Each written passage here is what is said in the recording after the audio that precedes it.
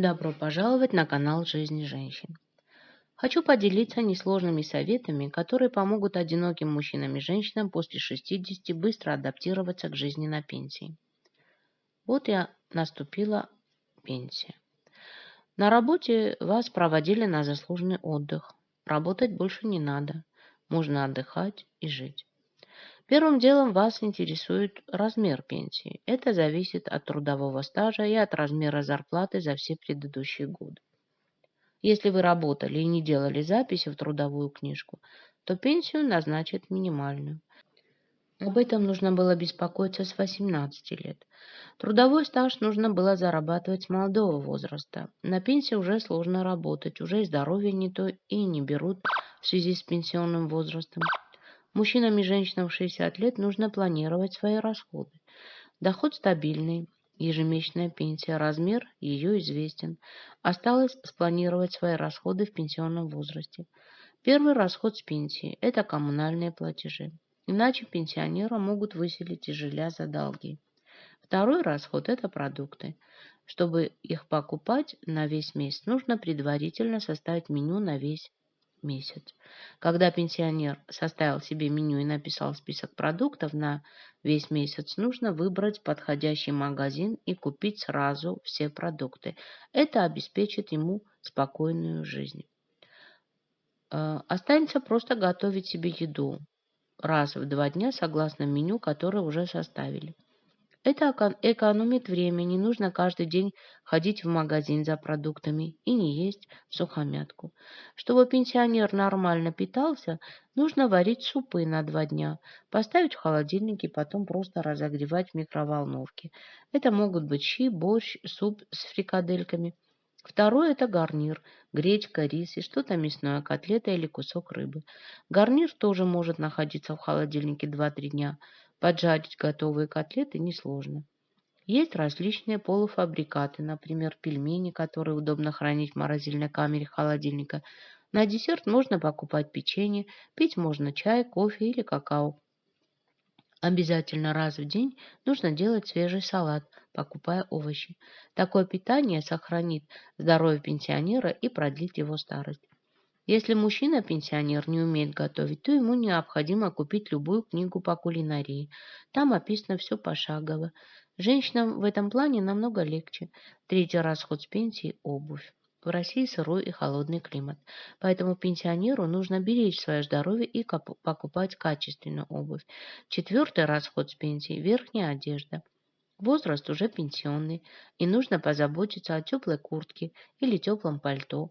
Обязательно следует носить шапку, шарф и перчатки. Это тоже сохраняет здоровье. Пятый расход с пенсии – лекарства. Чем меньше пенсионеры болеют, тем меньше нужно лекарств. Шестой расход – оздоровление. Нужно раз в год ездить в санаторий или пансионат. На пенсии всегда много свободного времени. Это время нужно использовать с пользой. Например, заниматься умственным трудом. Это замедляет старение мозговых клеток. Даже разгадывание обычных кроссвордов позволяет сохранить память и развивает эрудицию. На пенсии необходимо заниматься спортом. Выбрать себе один вид спорта по своему здоровью и заниматься им.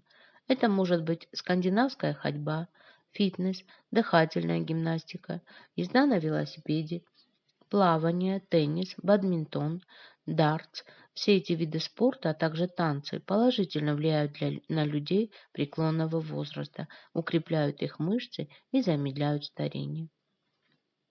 Нужно читать книги. Желательно ходить в библиотеку и брать книги там. Чтение в электронном виде снижает зрение.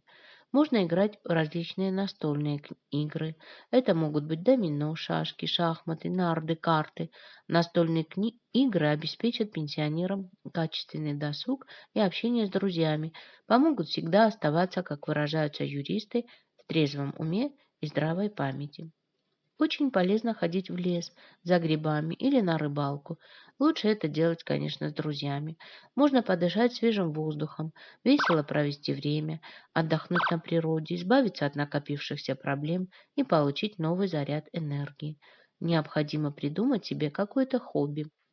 выбрать для себя интересное занятие и заниматься им каждый день. Это тоже замедляет старение, человеку становится интереснее жить. Обязательно нужно общаться с детьми и внуками. Например, брать внучат на все лето к себе на дачу. Это общение помогает чувствовать себя моложе. На пенсии это необходимо, потому что уже нет общения с коллегами. Да, во многом одиночество в пожилом возрасте зависит уже не от нас самих, но изменить что-то можно и нужно попытаться. Однако не хочется заканчивать на такой грустной ноте. Нам так не хватает позитива, поэтому решила поделиться одной историей, которую рассказала моя приятельница. Жили три школьные подруги, одноклассницы, одинокие и не бедные. Все трое старше меня, то есть им за 60. Галка замужем, никогда не была, есть взрослый сын, который уехал жить в Индию, увлекшись йогой. Ольга овдовела 3 года назад, детей не было. От Светы недавно ушел муж к молоденькой, а дочка далеко живет. Даже внуков на лето к ней не привозит, у них вторая бабушка в Крыму. Вот со Светки и началась эта история. Очень тяжело она переживала предательство мужа. Вместе почти 30 лет прожили, все с нуля начинали. Дочку в 90-е поднимали, а тут еще с работы уволили. Никому ведь пенсионеры не нужны. И махнула она на себя рукой. Стала в бутыль заглядывать.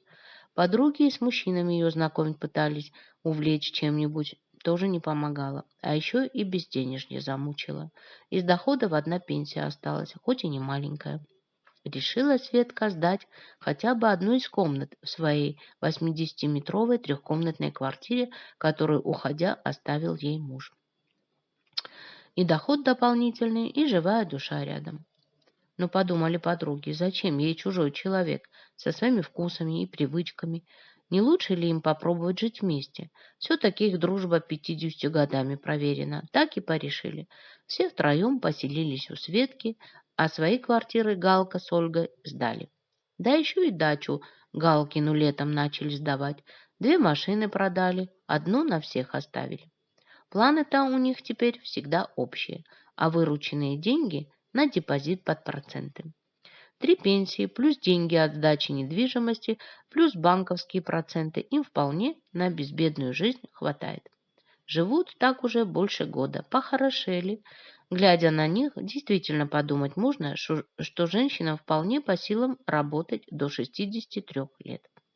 Ходят вместе в бассейн, занимаются скандинавской ходьбой, в театры за город вместе выезжают, за собой ухаживают, парикмахер на дом, маникюрша на дом. Опять же, троим дешевле обходится. В этом году в Барселону съездили, вот теперь планируют поездку по Европе на авто. Уж больно Испания им понравилась. Спрашиваю Ольгу, не ссоритесь? Нет, смеется, что нам делать? За год всего 2 конфликта было. Первый, когда Светка кошку хотела завести, еле отговорили. Кому ее оставить, когда уезжаем? И второй в Барселоне, когда всем троим одно платье на распродаже понравилось. Не ходить же одинаковыми. У нас опыт совместной жизни еще с прошлого века, когда в пионерские лагеря вместе ездили. А главное, не скучаем и чувствуем, что нужны друг другу. Теперь мы точно знаем, что жизнь с выходом на пенсию не заканчивается. Смотрю я на цветущую жизнерадостную Олю и даже немного завидую, по-белому. Хотя у меня вроде и муж, и дети, и внуки рядом, и работа. Вот такая вот история. Если тема понравилась, ставьте лайк, подписывайтесь на канал и жмите на колокольчик. И знайте, что на канале «Жизнь женщин» вы найдете многие ответы на ваши вопросы. А я благодарю вас за внимание, репосты и отзывы. До новых выпусков. Пока-пока.